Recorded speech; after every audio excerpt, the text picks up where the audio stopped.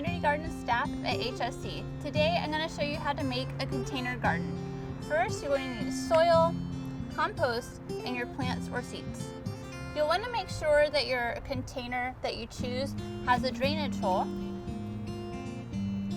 and you can plant with a variety of sizes.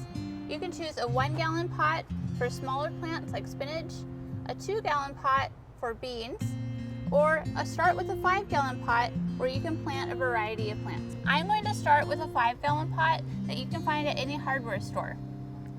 I'm going to have my potting soil in here and add compost.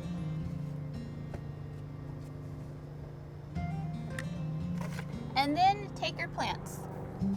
You'll want to space your plants out equally. Today I'm planting a mixture of thyme, kale, and marigolds. Marigolds are really good at deterring pests.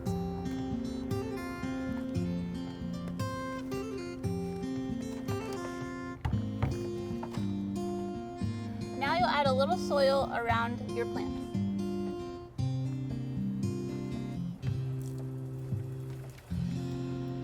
Next, we'll water our plants in really well.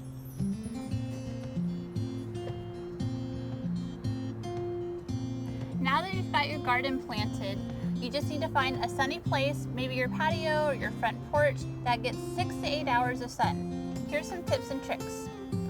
Check your pot every day to see if you need to water. Just stick your finger in the soil to test if it's dry or not.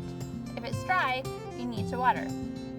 Fertilize your plants as needed and check your plants to see if there's any leaf damage or bug damage. Have fun harvesting your vegetables and herbs and enjoying your favorite meals.